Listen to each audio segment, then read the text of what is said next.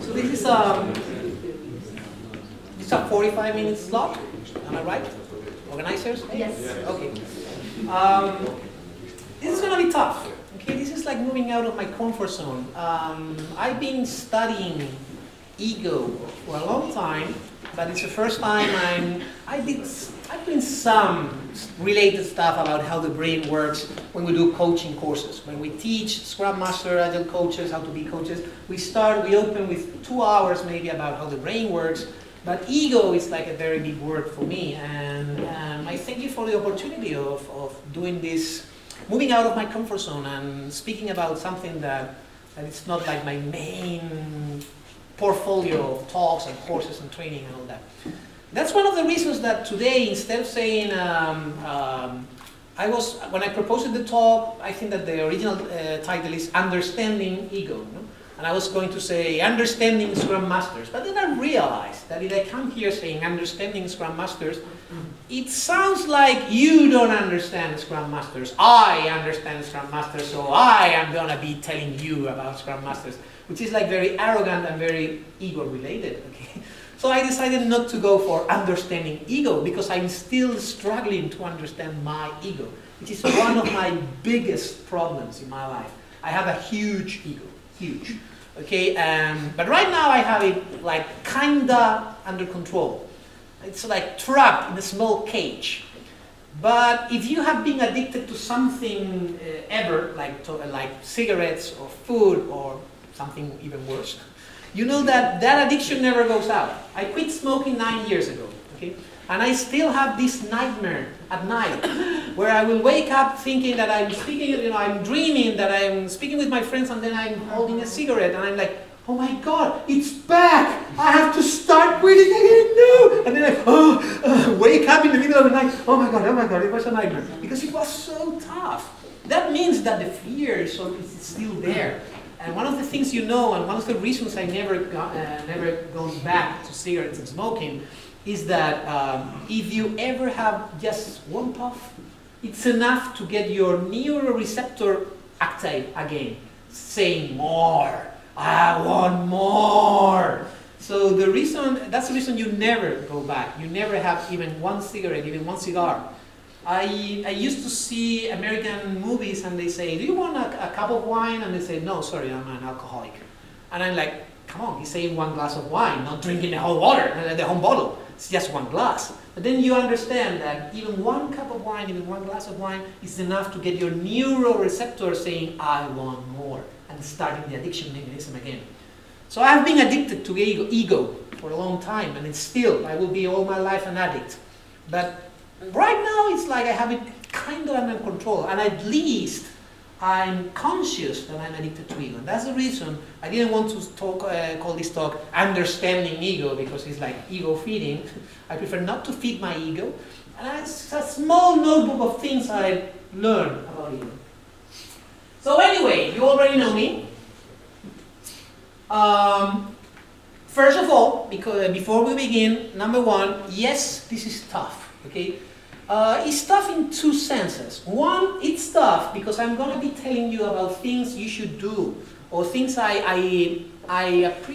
think have helped me in the past to understand my ego and overcome my ego, and can be of use, can be useful for you guys. But many of these things, if not all of these things, when I say do this or try that, you're going to say, oh, that's tough, that's difficult. I don't feel like I can do that. Like for instance, if I ask you to meditate every single day for 10 minutes, just stay quiet in one place, in silence, and just breathe in and out and count your breaths and try not to think on anything, that's tough. Creating that habit and creating that discipline, that's tough. Yes, it is, but I always make the same joke. The talk and the sessions about easy things that do not work, that was last week. You missed it. This is the talk about really, really tough stuff that works, okay? So yes, it's tough, but probably it works. Number 2, it's tough because sometimes it will make you uncomfortable. Many times you will see that I talk about something and you will say, I don't like what he's talking about, or I don't feel that's like that. Please catch yourself thinking that. look at yourself saying, why am I so upset about what this guy is saying? I'm saying, no, it's not that easy. He's talking like if this is very, very easy, and it's not. Probably that reflects something of your personal experience. Maybe you've tried and you couldn't do it. And then I say, oh, let's do that. And it sounds so easy because you've tried and you know it's hard. And then it says something about yourself, not about me. So some of the things I'm going to talk about ego and about overcoming ego, the first thing we have to admit is we have an ego. And we feed that ego daily. And we do it very, very frequently. And some people, when you say, you have an ego and you feed it, it's like, you are calling me selfish, or you are calling me egoist, or egocentric. And then that's going to make you feel uncomfortable. So please, I apologize in advance, but think that this is a very, very good opportunity to know yourself better. Why are you upset about something I am saying? Okay? Please keep your mind open. And then understand that I'm also on my way. I'm not like an ego sensei or something like that. No way, absolutely. I have several problems with my ego. But I was reflecting a lot on my ego in the last days preparing this talk. And I was like, I can think that maybe my ego have done some nice things for me. Like, for instance, I had enough ego to think, I can write a book about Scrum and Agile management. Okay, that's like, yeah, I'm knowledgeable. That's like very ego-related. But that was a good thing, because I used the mechanism of sublimation, which is something we are going to talk about. I used my ego to some good stuff, healthy stuff, something that allowed me to learn more and grow and become better. So that's a healthy ego thing.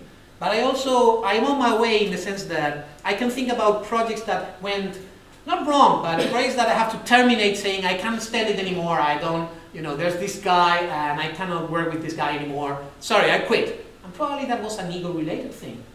Because, I was like, who this guy thinks he is? I'm the Agile expert here. And he's telling me we shouldn't do this and we should do that. I quit. That's an ego thing, and basically that's costing me money. If I cannot stand a guy, I cannot communicate with a guy, that means that I'm losing money. And then also, I'm losing the opportunity to work with other people and help other people.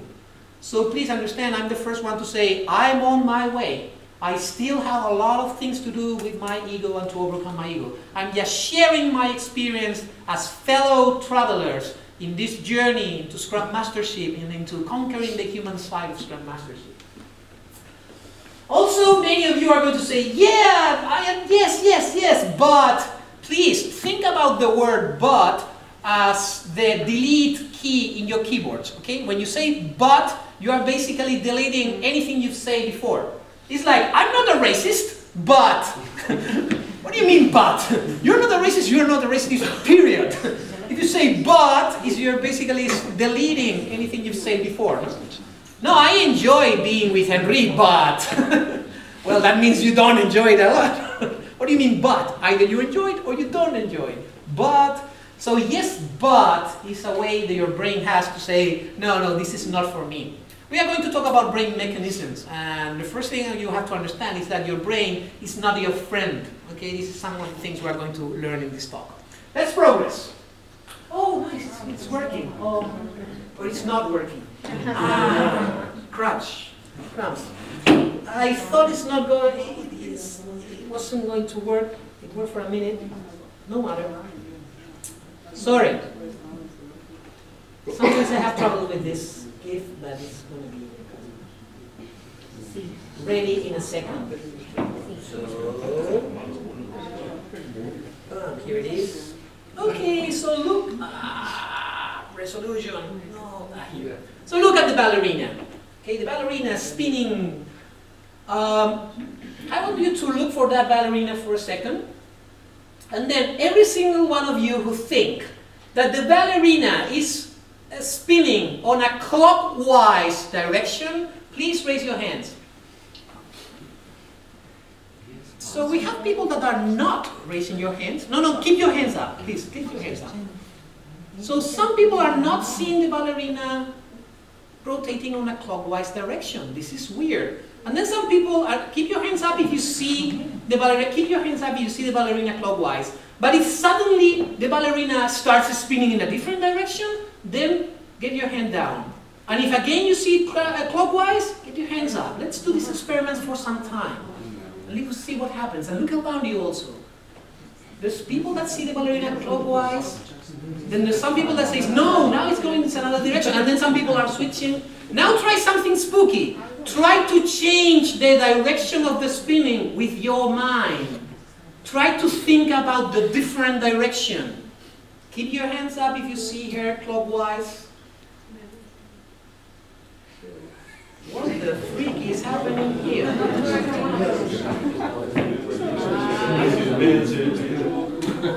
I usually find that if I focus in that specific part, which is a small part, it's easier for me to switch with my mind the spinning direction. Okay, interesting experiment.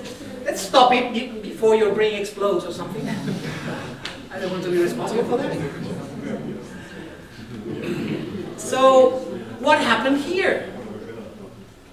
How is it possible that some people you are seeing the same phenomenon at the same time, but then some people say it's rotating clockwise, and then other people are saying, no, it's rotating counterclockwise.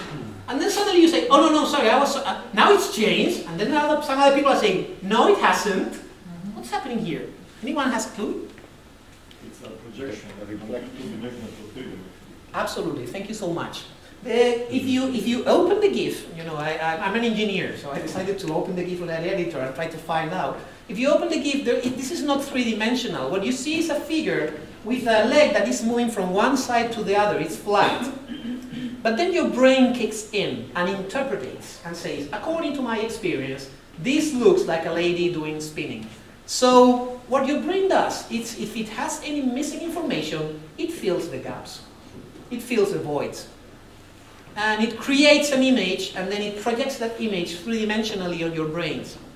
You have to understand that all our reality, the things that you consider to be the very, very foundations of reality, they are all projections of your mind.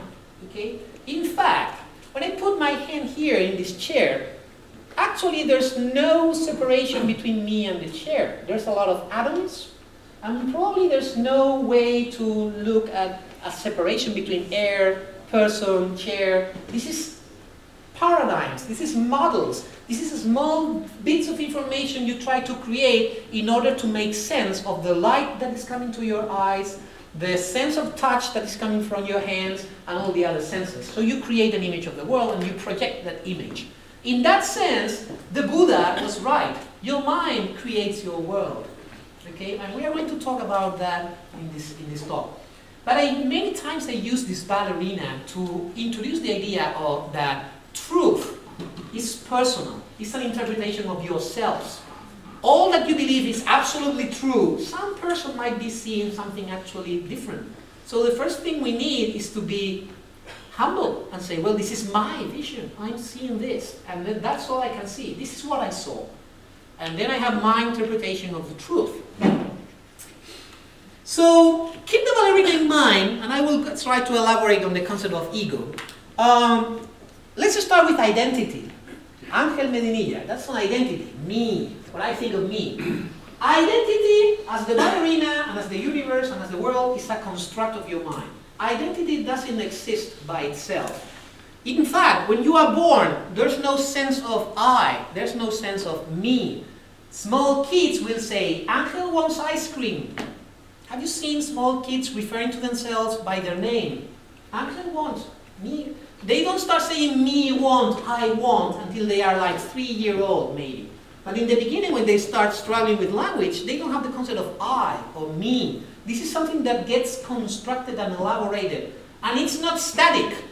Probably the kid you were when you were 10 is different from the person that you are with 40 years old now. There are different identities. You might not even like the guy. Okay? You might like say, oh gosh, if I found myself today with 10-year-old, probably I will hate myself. I would say, this annoying, stupid kid. I wouldn't like myself. So identity is mutating over your life, and it's changing over your life, and it's a construct. It's not something tangible. Identity is made from several factors, like for instance, your experience, your memories, your knowledge, your skills. If you learn some skill, like for instance, or you have some knowledge, like for instance, I am an engineer, that that gets to be part of your identity. That tells you things about yourself. You start creating a narrative, a story about being an engineer, about always being right. Okay, I'm an engineer, trust me, I'm right. Okay? Or about being technically savvy, or about liking technological stuff. How can I be an engineer and do not like gadgets? That doesn't make sense. So I'm an engineer, probably I must like gadgets. Yeah, that makes sense. So your skills, your knowledge, your memories, your experience start forging your personality, your identity. You also get shaped by your relations. There's a saying that you are the average of the 10 people you spend the most time with. And think about that. There's a lot of that people in you. You start to resonate with that people. If you change your environment, you go to another country and you start hanging out with different people, in 10 years' time, you'll be a different person. That's why, you know, this year I'm really scared these days because I'm 40. So, but I'm lucky enough that I have my middle-age crisis when I was 33 or 34, okay? Which is spooky. But anyway, lots of my friends are having mid-age crisis right now, and they are divorcing. Everyone is divorcing, and they are becoming different people. You know, people that I have been hanging with for a long time now, they get divorced, and they start hanging out with different people, and they are like different. It's like, I don't like her anymore, or I don't get along with this person anymore because they've changed. So the people you relate to, your family, your neighborhood, the society you are in, even the culture you are immersed, that gets to be part of your identity, who you are.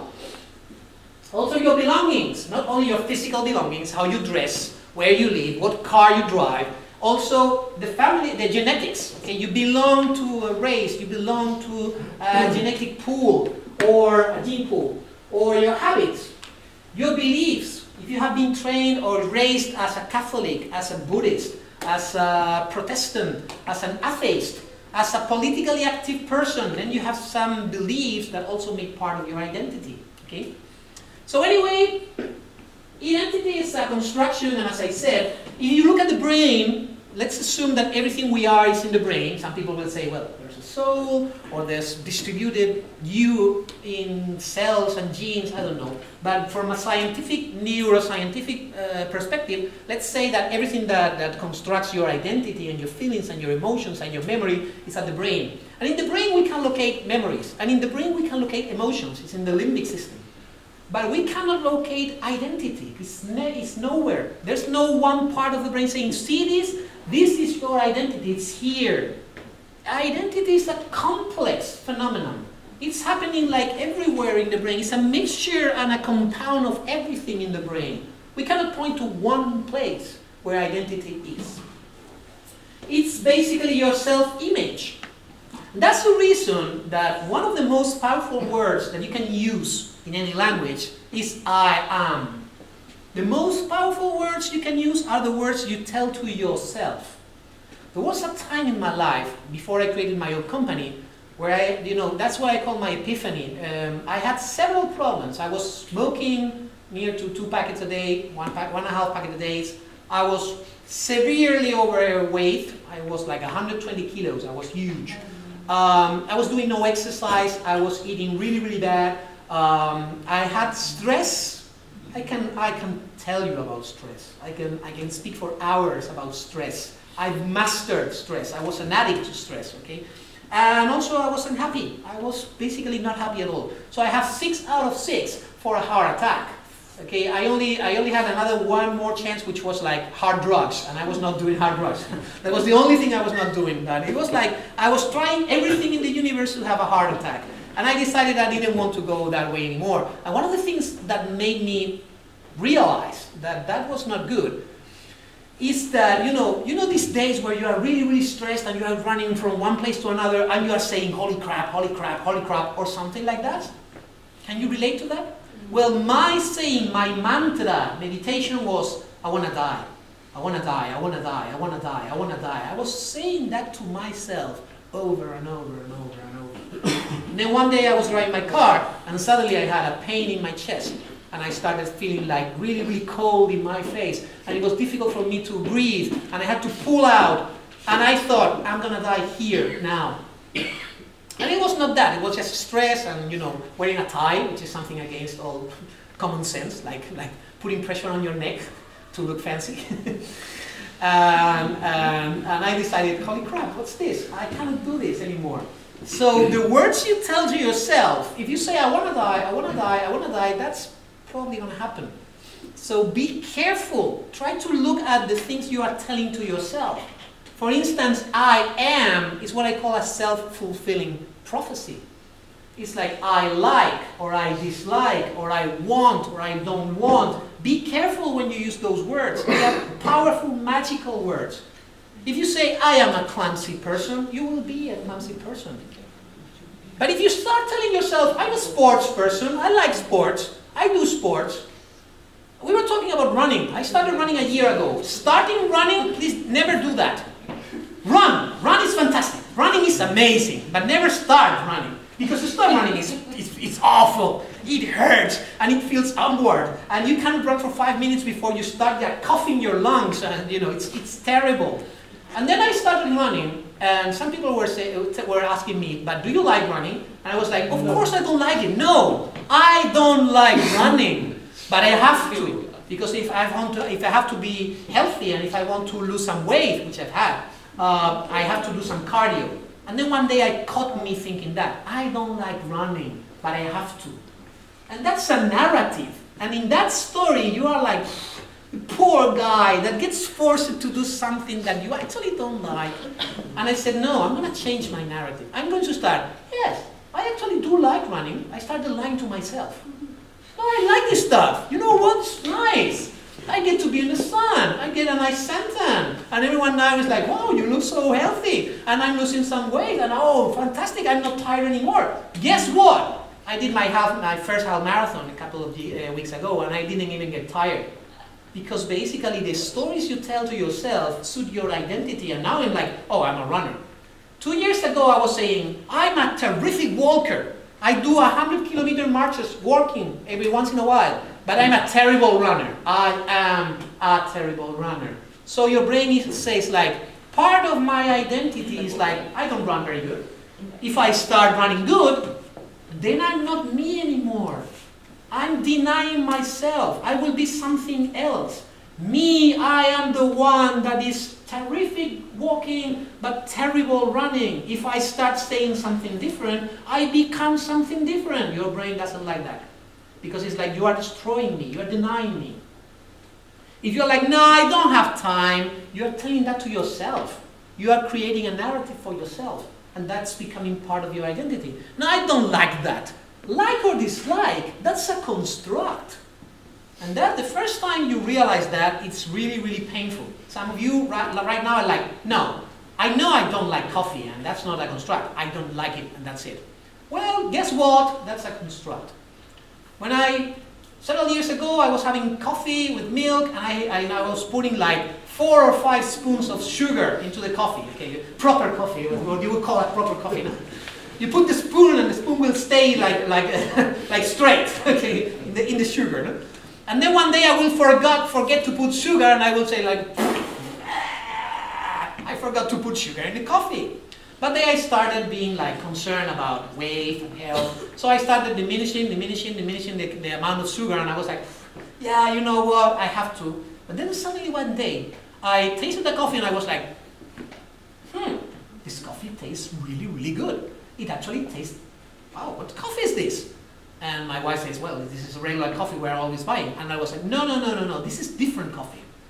The ballerina is counterclockwise, I'm pretty sure. It's my experience, is what I'm saying. This is different coffee. Look at the packet. No, this is the coffee where, no, this is different coffee. This is a very good one. You must buy this brand. Guess what? There was no sugar in the coffee. And now I could taste actual coffee, not sugar. And I was like, wow, it's amazing. So you can change your lives. For near to 30 years of my life, I had pathological fear to insects, especially for spiders. I saw a spider here, I couldn't do the talk. I would be at the entrance of the building. I would run, which was like embarrassing. And then one day I was like, I'm a grown-up, I'm a 30-year-old guy, and I'm running from spiders, and this is like really, really embarrassing. I don't like this anymore. So I started thinking about that, and thinking and thinking and thinking and thinking and meditating. Right now, today, I can hold a spider in my hand, and if someone tries to squeeze a spider, I would say, no, it's a human being. Let her be. She's just doing the best she can. And I really have sympathy for spiders. So, likes, dislikes, I am, I want, the things you want, that's a construct. I want a new car. You created that need. I want a better life. You mean your life is not good? I'm going to show you some bad lives. So you are constructing your needs, your wants, your necessities. Everything is a construct. So identity as a construction. We create a self. Oh my God. We create a self as a border to others. Okay, that's the definition of the ego and identity. We need, it's an evolutionary strategy to defend ourselves from others. The first thing we need is to know who is me, who is the other. And that's how we start with something that I call otherism. We start to think in the terms of me and the rest of the universe, which is pretty natural, okay? So that's natural, that's the basic mode of functioning of our brains. We think in terms of I am German, I am white, I am Catholic, I am an engineer. You are nothing of those things. Or probably you are all of those things, that's characteristics of your identity, but there is an awareness behind all those stuff. Terry Pratchett is a novelist that writes fantasy in key of humor, and he sometimes talks about the second thoughts. It's that I'm thinking, I'm really, really tired of this guy. He's always thinking, he's always trying to step into my path. He's always trying, and then you have like second thoughts, and you look at yourself and you are like, wow. I'm really in a loop of anger. I really cannot see beyond my borders. I'm really, really caught in this trap. So it's like looking at your own thoughts, which is spooky. Because if I am thinking I don't like this guy, and someone else is thinking, oh, you are trapped in anger, who is this other guy who is looking at my thoughts? It means there are several people into my head? Probably. Okay. Probably the several voices in your head. So, I already talked about that. So, ego. Ego is part of this conversation that is taking place in your head. It's one of these persons that is probably talking in your head. Probably the one more related to emotions and desires and needs and wants and these constructs. Okay? Ego is not a bad thing. Everyone has an ego. But ego in our concerns as Scrum Masters, coach, facilitators, has come to mean something like egoism or selfishness and things like that. Stop thinking like that. My advice would be, there's an unhealthy ego, but there's also a skillful, healthy way of using your ego and maintaining your ego. Freud. If we talk about ego, we have to mention Freud. Freud had this conception that we have three driving forces in our heads. First, we have the id. The id is like the instincts. It's like the I want, I need. It's also the emotions, the fear, the anger. The id, the problem we have is that emotions, they always play first. You don't need to think in order to feel emotions. You just see a bull and you are frightened and you run. It's a defense mechanism. Instead of seeing a bull and saying, oh, a bull, I think it's a bull is a mammal. Yeah. Sometimes they can become aggressive and you are killed. You don't have time to think about what's that. You have to react. So your id always plays first. That's the reason neuroscience these days is proposing the thesis that human beings are not rational beings. We are rationalizing beings. We play according to our emotions, and then later on, we try to rationalize, no, I did this because of that and that and that. But that reasoning comes later, comes after the action, after the impulse. So that's the id. Then we have the superego. The superego is like an ideal state. It's something that we aspire to. It's what our experience and what our knowledge tells us that is the best way to go. It's values, it's principles. Usually in Western cultures, we are very, very influenced by a Christian way of thinking, by the Mediterranean concept of God and societies. And usually we think about the superego in terms of you should and you should not. You should do this, you should not do that. It's like forbidden. If you do this, you'll go to heaven. If You do this, you go to hell. That's our way of thinking. If you go to the East, if you go to Buddhist countries, they don't think that way. There's no heaven or hell. There's no something you do in order to become happier in some other place.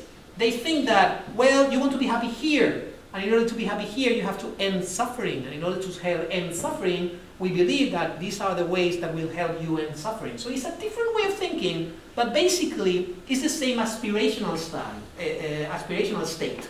The super ego, the things we want to do.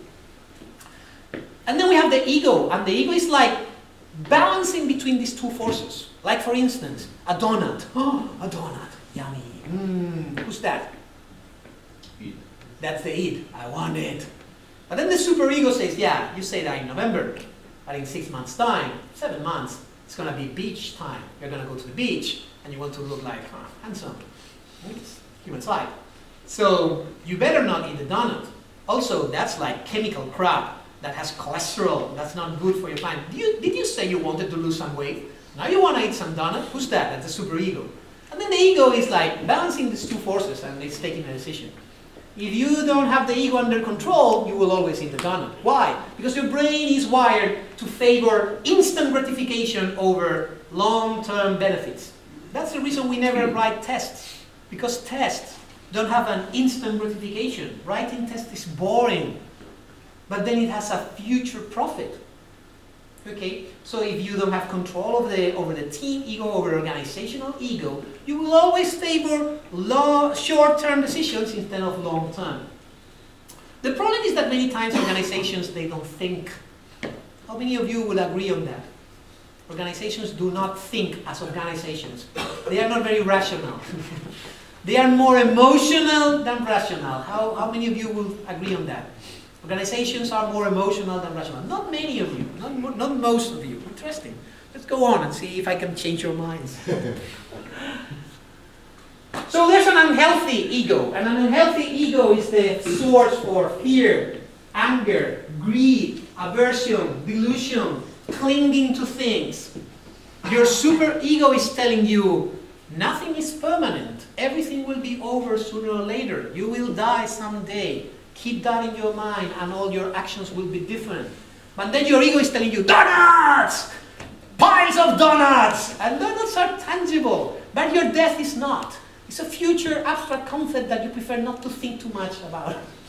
So usually ego plays first, id plays first, and it's easier for him to convince you. He doesn't need reasons. Donuts because of donuts! Beer because beer, okay? There's no reason behind that. It's desire, pure. So there's an unhealthy ego that is like driven by the id, and in severe states can bring you to, for instance, isolation. Ego is a defense mechanism. So if you feel that you're being attacked, one of the things you can do is isolate yourself. I don't want human contact. And then you start telling yourself a narrative that says, you know, I'm not keen on talking to others and speaking to others. I'm a, introvert. And maybe that's genetic, could be. But maybe that's also a narrative that you kept telling to yourself all your life. And you can overcome, you can change that. It's also, the unhealthy ego works as an addiction mechanism. And that's really, really terrible. In the sense like, for instance, depression. The problem with depressed people is that there's a neuroreceptor that is getting the neurotransmitter of depression, I'm lacking the vocabulary, it's angst, anxiety, for instance. If you are feeling anxious every single day of your life, you get addicted to that neurotransmitter. If you get cocaine or heroin every single day, you get addicted to that. Why? Because you are exciting a neuroreceiver. And if you withdraw the substance, the neuroreceiver will say, I want more, I want my dose. Well, guess what? You have a neuroreceiver that can be excited by cocaine and heroin because it also gets excited by substances that are created within your own body. Like neurotransmitters for anxiety and fear and excitement and things like that. So if you keep giving a huge dose of anxiety to your brain every single day, it gets addicted to anxiety. There's some people it's like, have you ever meet this person that say, he's not happy or she's not happy unless he or she has some drama. Drama queen. She needs drama. He needs drama. Well, probably need is the correct word to use here. Maybe he has this neuroreceptor, and if there's no drama around, he's like in withdrawal syndrome. And the problem with an unhealthy ego is that it will draw you into addiction mechanisms. So, good news is that there is something as ego management. You can manage your ego. And the first advice, practical advice, that I will give you in order to get control on your ego and manage your ego is to start personifying your ego. I call my ego my brain, or my mind if you want, but I talk about brain. There's me, and then there's my brain. My brain wants donuts. My brain wants short-term decisions. When I come home and I say, let's go for an hour and a half run, and I see that it's raining, my brain starts saying, oh, come on, it's raining, it's cold. Fuck this shit. Let's do it tomorrow. Let's go to the couch, and let's open this huge bag of Cheetos that you know we bought yesterday. It's there. I can sense it through the walls. And let's wrap up in a blanket and let's see, the most stupid reality show that they have in TV, so you don't have to think. And overcoming that ego, one of the first things you have to understand is that there's a brain trying to do that, and then there's you. And you is something else. It's an awareness that is behind your thoughts and your brain and your identity. There's something else more powerful. And that awareness, if you cultivate this awareness, you get control of your brain, your ego, your mind. There's also a phenomenon that we have recently discovered. It's probably something of the last 10 or 15 years. It's called neuroplasticity. For all our lives, we thought that the brain, once it's configured in teenage, it never changes. There's no new brain being created. Well, that's not true. The brain changes over your life, physically. And your thoughts physically change your brain, physically. And your practices, your habits, the things you do, even the food you have, will physically change your mind, your brain, sorry. There's an experiment where we are teaching people, blind people, to see using their tongues. Yes, you've heard right. We use a camera and we wire that camera to the tongue, and we start giving some kind of signals to the tongue. And then that signals get wired to the brain, routed to the brain. And the brain starts receiving some new information, and it doesn't know what to do with that. Guess what? The brain starts creating new parts of the brain to interpret this information. And now people that have never seen, people that are blind from their birth, they are distinguishing with a camera a square from a triangle, an open door from a closed door, light from dark. That's amazing. And that's your brain being hacked and re-engineered. You can do that physically, but you can do that only by giving new information, new thoughts, new biochemistry to your brain. When people say, well, I am like that and I cannot change is a self-fulfilling prophecy. Of course you cannot change. Starting with those words. You are forging an identity which includes, I am a person that is not able to change. So every single time you do not change, you reaffirm your identity and you give another dose to your ego. You get addicted to that identity. But guess what? You can change that identity. And you can get rid of those pernicious narratives and create new narratives for you. Start changing your words to yourself. So anyway, in the Bhagavad Gita and in the Bodhisattva Way of Life, two books that are 700, 800 years before Christ, both use basically the same words. They say, people, mind is an enemy for those who have no control over it. That goes 800 years before Christ.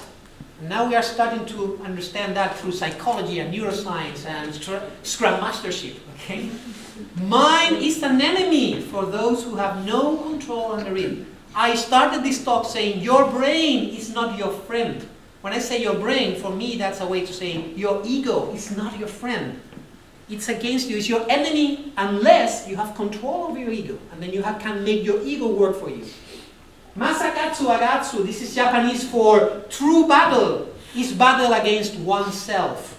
This This is O-sensei, Morihei Ueshiba, creator of Aikido. He had the same, Masakatsu Agatsu.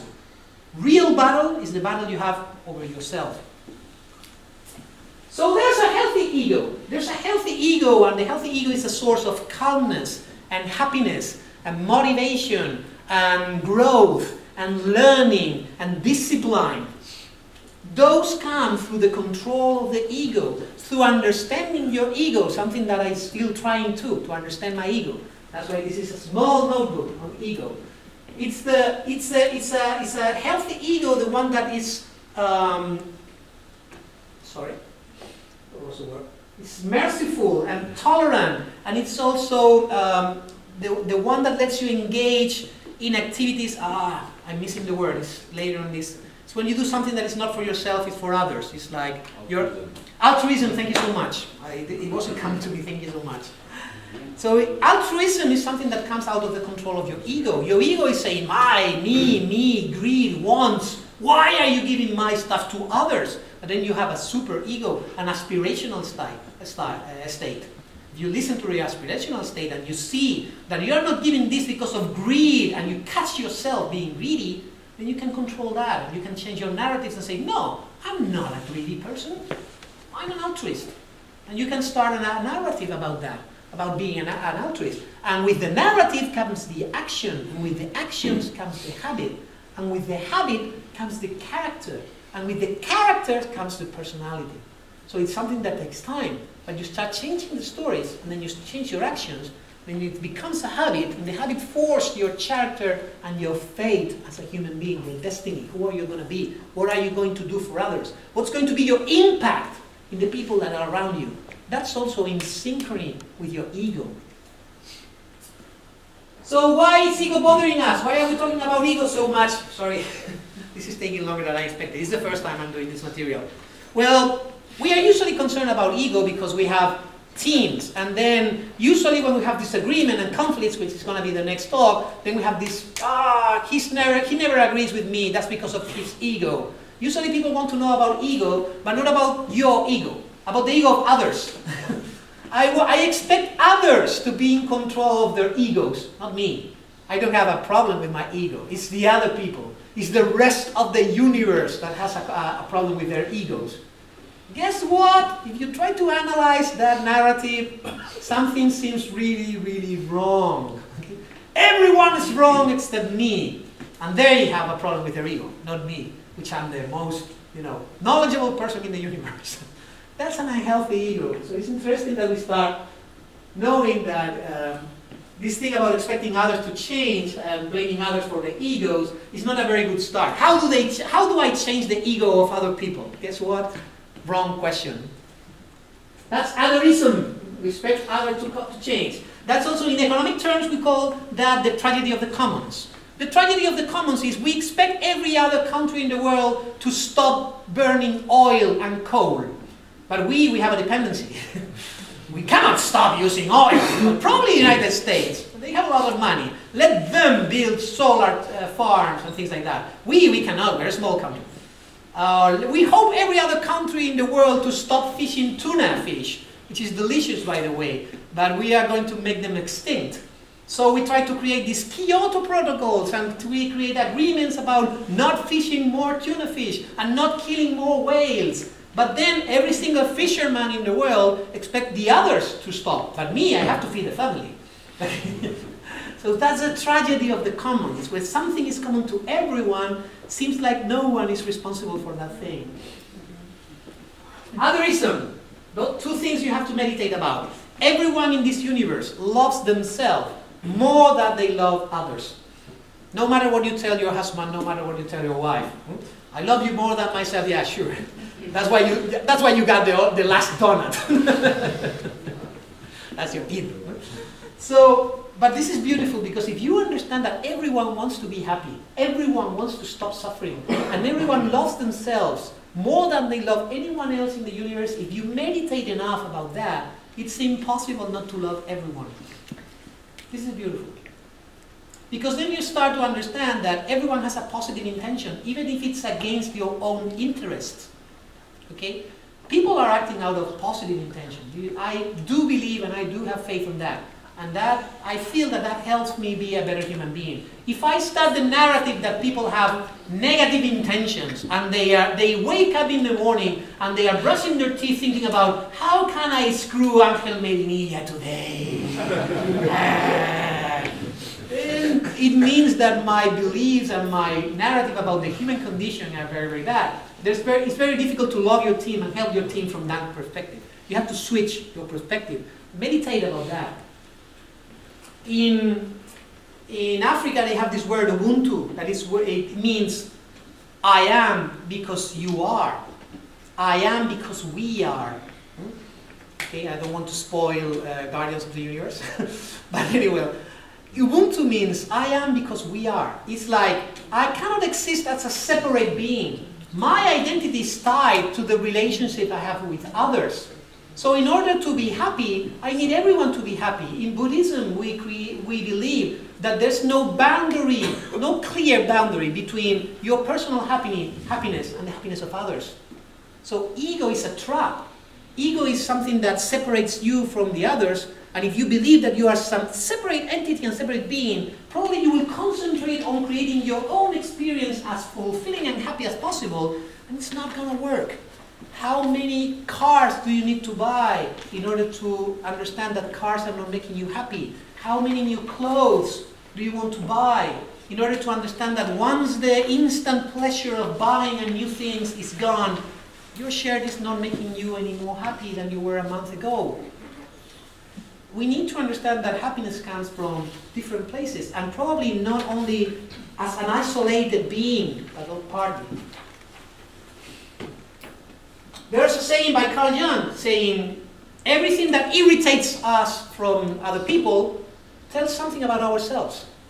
When you're irritated about the patterns and the things you see in other people, it's more about you than in other people. It's you the one that's getting irritated. People are just acting according to their beliefs, experiences, identities. They are acting according to the sense of the direction of the ballerina they are seeing. Probably you're seeing something else, but you cannot blame them for having a different view of the universe.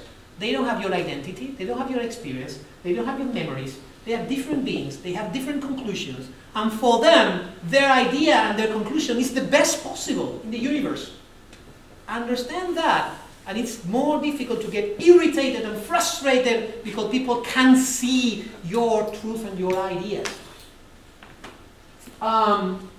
It's like the islands figure, okay? There's a saying that says, everyone you meet is fighting a hard battle you know nothing about. It's wrongly attributed to Plato and to other philosophers, but it's from someone else. But this is like you living in an island, and you have a palm tree, and you're getting coconuts from the palm tree. You're happy because you have the sun, and you have coconuts. And then one day you notice that there's another guy living in another island far from you. But he has no palm tree, no coconuts. And he says, poor people, poor person, he has no coconuts. So you get some coconuts, and you start throwing the coconuts to the other person, hoping that he will get some, maybe with the tide, and he will enjoy coconuts. But then the other person in the other island is saying, why is this asshole throwing coconuts at me? I've done nothing to him, and he's attacking me. So this is our lives every single day. Every single time you approach a stop and you look to one side, to another, and then when you're going to cross, someone honks at you and goes past the stop sign, and you are like, probably this is someone throwing coconuts at you. Probably you don't know what battle that person is struggling. It's a cool story in Aikido, but I have no time to tell that. I'm going to cut the story. I'm not going to talk about mind mechanisms, but the mind is full of things like cognitive dissonance. When you face something that is traumatic, like, I made a mistake, instead of thinking that, the mind tends to switch the narrative, switch the story and say, no, it's not that I made the mistake. It's like the stupid product owner didn't make himself clear. He's writing shitty user stories. That's cognitive dissonance. I prefer that other explanation of the universe. Because in that explanation of the universe, I'm not stupid. It's someone else's fault. And there's a basic human condition of the id that you have to understand. And it's that for the id and for an unhealthy ego, some other people's suffering is suffering, but it's some other people's. Okay? So it's more important that I don't suffer. If the product owner is to suffer, well, that's not my problem anymore. So again, I'm trying to be happier with an explanation of the universe that is, more in sync with my own sense of ego, identity, etc. So there's plenty of these mechanisms. We are hardwired for an unhealthy ego. The natural state of the mind, if you do nothing about your mind, if you don't manage your mind, is to be an unhealthy ego and to, cling on these bad behaviors that will make you suffer and will make you more unhappy. So how to deal with your ego, and here I'm finishing with 3-4 advices on how to deal with your ego, how to master your own ego.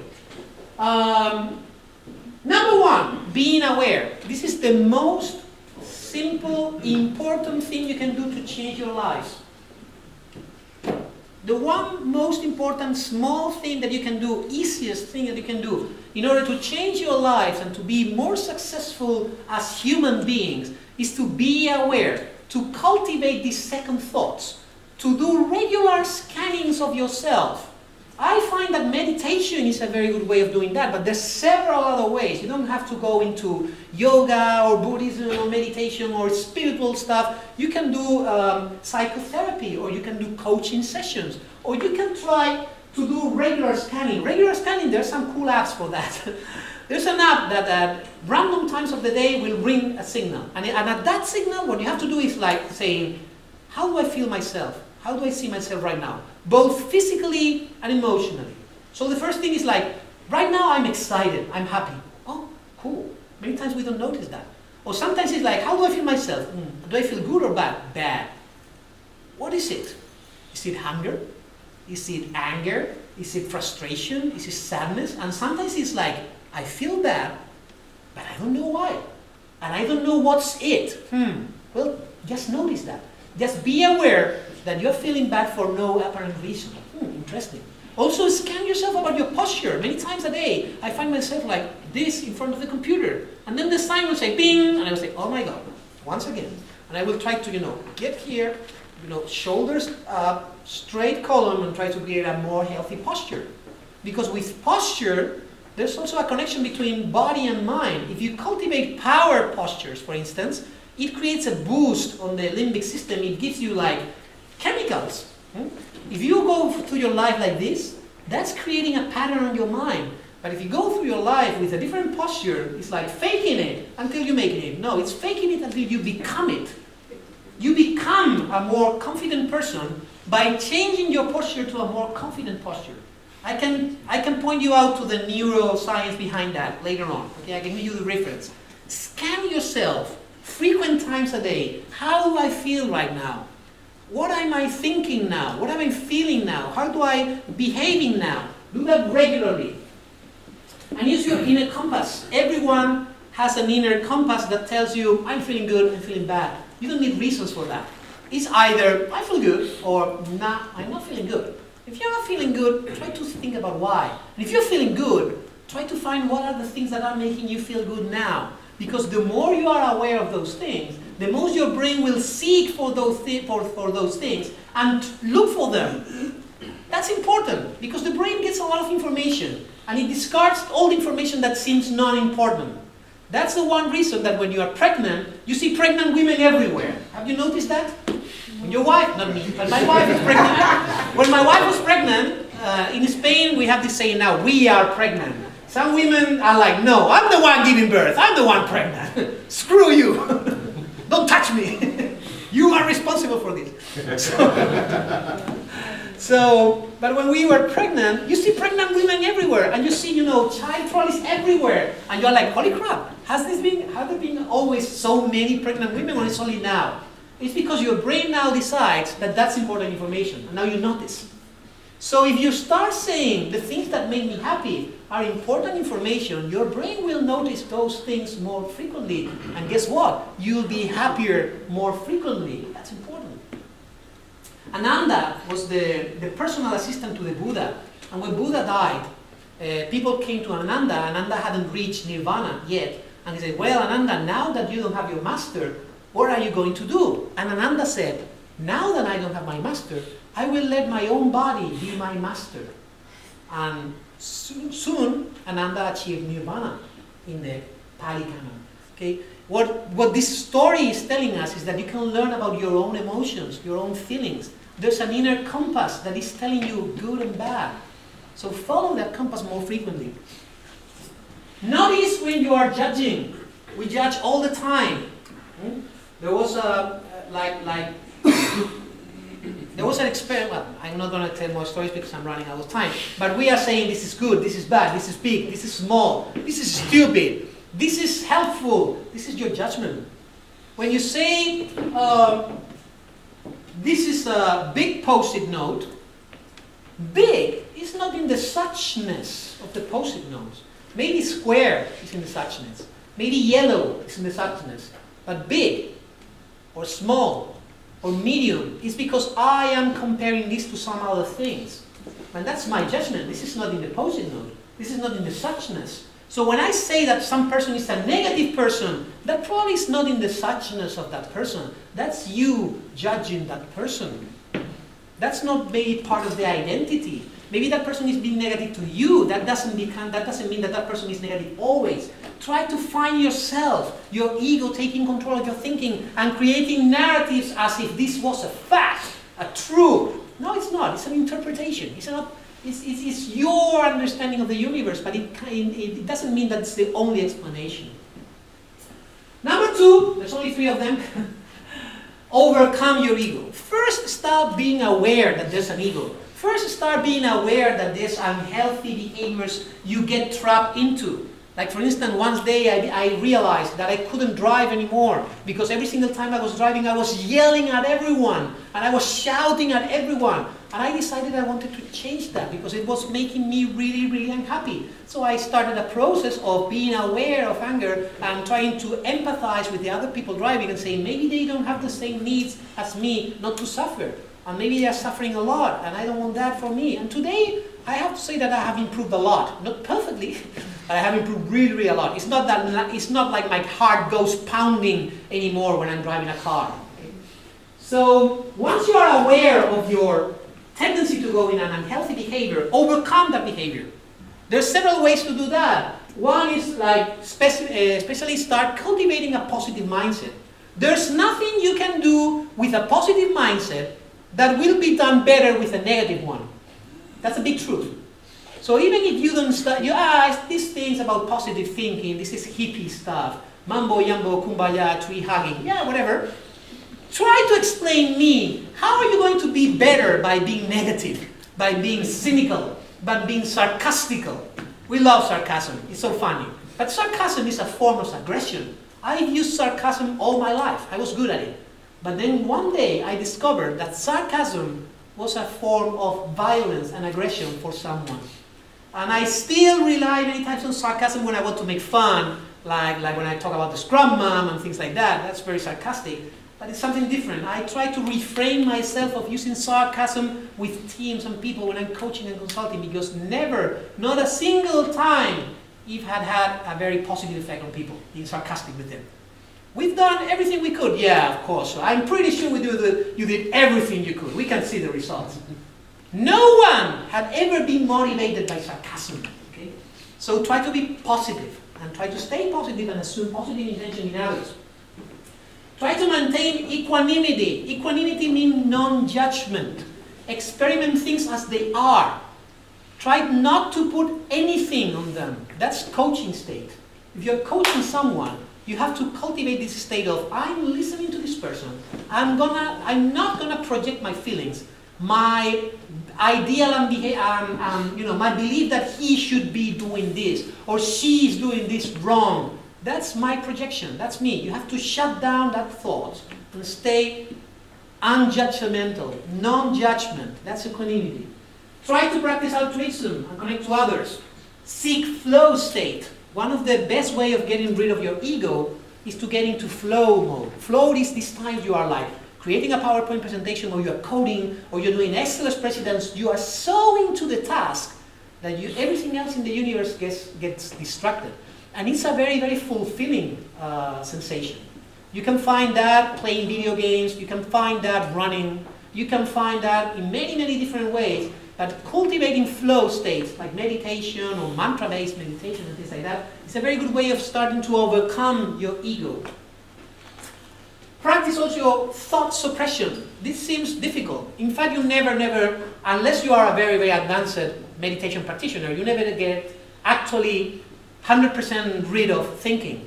But many times you're driving and you will be like, I have to do the laundry, oh yes, and I have to go to the supermarket. Why do I always have to go to the supermarket? Why my wife doesn't go anymore? Oh yes, she's a doctor and she has a very tight agenda, but then I'm always traveling. Oh yeah, oh by the way, I have to buy the tickets for the plane. Shut up! It's like, it never gets quiet up here. So try to cultivate states of thinking as few as possible. Try to count your breath for 10 minutes. 1, 2, and every single time you get distracted with thinking, says, back to breathing, please. Tell that to your mind and cultivate this kind of stuff. It will bring you more calmness and more awareness. Self-regulate your emotions, cultivate emotional intelligence, and understand for your teams that you don't have to actually solve every problem of the team. That's your ego at work. I have to be the Scrum Mom, I have to solve every problem, I have to help them, I have to protect them. That's very ego-related. That's not connecting to others. That's a way to start to connect with others. But we were talking about progressing and being able to let them be the ones. And number 3, be open to change and growth. Be ready to let go. Changing and becoming someone else means that you have to let go of the person you were and become some different person. And that can be frightening. But also it's a way of becoming the better version of yourself. And I think that life is continuous improvement. And life is growth, both technically and spiritually. And if we don't grow, it's like we are dead. This is also words by Sensei, Heio Shiba, creator of Aikido. Change your narratives. Change the stories you tell to yourself. Storytelling is a very powerful tool that we are just starting to understand. We are beginning to understand that we like narratives and that the brain likes narratives. And we incorporate those stories and those narratives and they become part of who we are. Be careful with the books you read. Be careful with the articles you read. Be careful with the news you listen to. You have to develop an ego immune system because you are exposed to several viruses. If you read certain newspapers, they will tell you that immigrants are bad. And fracking, opening the earth in order to extract gas, that's good. Okay, there's newspapers that is giving you this information. If you decide to let that information in and become part of who you are becoming a worse person. Oh, fucking immigrants. That's not being a proper human being. So you have to develop an immune system. Be careful with the information you are exposed to. Try to analyze them with your inner compass. And be careful with what do you incorporate as part of your identity. Take responsibility for that. Forgive, assume positive intention, appreciate. So I'm going to finish here, and I only want to add a couple of slides about the yes but, which means the others. Okay, you are telling me many things I can do as a Scrum Master to be a better person, a better human being, but what about my team? This bunch of ego-addicted people that always want to be right and never wants to follow my advice. Well, first of all, be an example to them. Scrum Master has to be an example to the team. Leading means doing a first step and saying, I'm the first one that I'm going to start doing this stuff. And then you have to show other people that this is a good stuff, and this is something that is making you happier, healthier, more successful, and then hopefully they will say, oh, this is a good thing, maybe we can use it. So set an example for them. Then also, be there for them. Don't try to change them. Just be there for them. If you start incorporating these things I've been talking about to your routines, and you see these are good, then when they come with problems, you can say, well, this is working for me. Why don't you try it also? But this is coming from your personal experience. This is not something this is mandatory because the Scrum book says so. No, cultivate this kind of stuff. Be ready to be there for them when they need it. Understand that everyone has its own journey. Maybe they are immature, they are in a Scrum dude stage, and you are in your path to true Scrum Mastership and Agile Nirvana and Senseihood. Okay? They are in a different stage. Be ready to go down to their stage and help them with the first step. If you take people that haven't ever heard about ego and you start trying mindfulness meditation 2 hours a day, they're going to hate you. It's not going to work. That's something for a very, very mature state, in the actual nirvana. Okay? I have teams that are practicing meditation daily. In their, we have yoga mats and meditation rooms in the company, and that's awesome. But we have been doing this for like 5 years in these companies. We are pretty mature now. And they are seeing the benefits of having a more calm mind when they are trying to analyze problems, instead of having the pressure of delivery and deployment. Okay. Also, act as a mirror. Let them see themselves. Show them their egos. They won't like it. They will hate it. But sometimes it's one way of saying, I'm not saying anything. I'm just reflecting what I see. I'm just making you see yourself as the rest of the company see you. This is what we see. Facts. No interpretation, no judgment. And that probably, being aware, is the first stage to managing your egos. Final thoughts. Changing yourself is not denying yourself. Okay? Changing yourself, becoming the better version of yourself is not like denial or forgetting about ego, no identity, being like in a blank state, no thoughts. Focusing in others and being altruist and trying to follow the others and helping the others is also not denying yourself. Probably is a way of growing yourself better and healthier and stronger. And please remember that at the end of the day and at the end of your journey, people won't be remembered by how many meetings you managed and facilitated, how many backlogs did you help to create, how many burn downs did you draw. You will be remembered by the impact you had on people. And by showing them a more healthy way of managing your ego and being an ego-less person, no ego-less, because it's not getting rid of the ego, a more ego-managed person, a more healthy ego person, that will have a bigger impact on people. You will be remembered much better. Okay.